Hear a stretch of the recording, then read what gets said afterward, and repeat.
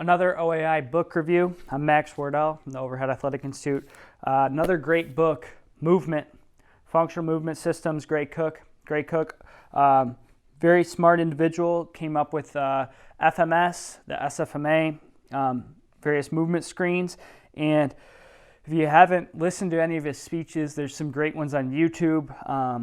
I think he spoke at the NSCA, National Strength and Conditioning Association, and he's got a video on there that's a great one. There's a bunch of different ones. Talk about movement screening if you're new to this, and you may want to look at that before buying the book, because it'll give you some thoughts and maybe inspire you to buy the book. But basically, this book kind of goes through the necessity of a movement screen, which I think is important. We need a standardized approach to looking at patients initially, and we need something that we can look at and actually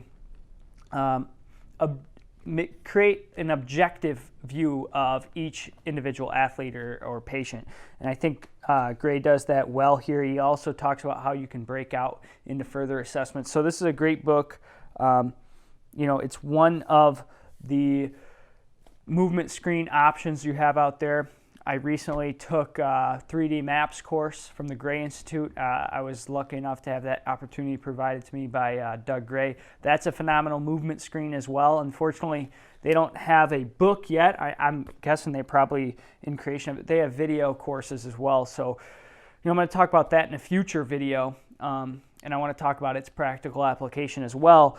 But Gray Cook here does a great job of talking through why movement screening is important, because it's still not done, I would say, the majority of time in clinical care or with athletes. Even at the highest level, a lot of times we're not looking at all of the requisites and prerequisites of movement. We're not looking at how the hip functions, how the knee functions, and how that relates to how an athlete throws, or how the ankle moves, or how the spine moves or the pelvis moves in a runner. So we have to start to put together thoughts on how we analyze and how we assess these athletes. And I think what Gray does with this book, especially in regards to how he makes the assessment scalable, is very effective. So check out this book, Movement, Functional Movement Systems, Gray Cook.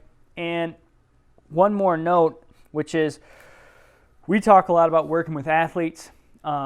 Athletes are a small percentage of the overall population of patients in terms of patients that are in rehabilitation, that are in physical therapy. And the great thing about these assessments is we can scale these assessments into working with higher level athletes, and we can scale them back and actually look at some patients that maybe would be considered lower level in terms of their functional status, which is very important because there's a continuum of care all the way through. Even with our athletes, when they're post-op, they're in a different place, a very different place than they are 4 or 5 months down the line. So that's something that I think this book illustrates nicely, as well as gives some options for further investigating movement. And I think that clinicians, strength and conditioning coaches, it's a necessity that we're analyzing movement and that we're doing movement screens periodically and intermittently with athletes. So we're assessing and reassessing. We're not just doing our FMS screen and throwing it in a drawer. We're not just doing our 3D map screen and saying, okay, that's great, let's put it in a drawer. We're actually utilizing activities and exercises and interventions that are going to address the limitations and the preclusions that we see. So give this book a read.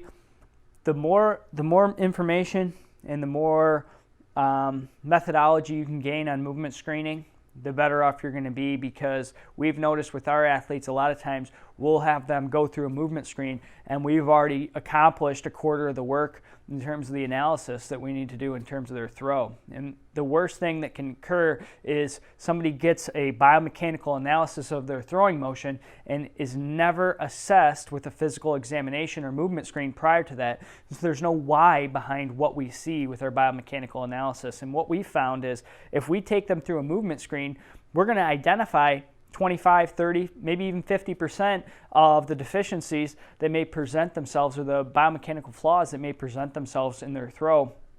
And that's just based on us looking at their movement and starting to look at it quantitatively and qualitatively from a standpoint of how well do they move, and do they hit these benchmarks or these range of motion norms. And if they're not able to hit it in a controlled environment, typically we don't see it in the throw. So, it's been able to simplify our approach by having a movement screen that we utilize with all of our athletes. And I have to say, we don't necessarily just utilize the FMS. There's aspects of the FMS or the SFMA that we use, but I think having the understanding of the framework of why assessments are important and how we can utilize movement screens with athletes and with patients is essential. So give this book a read, add it to your list, and we'll see you guys in the next video.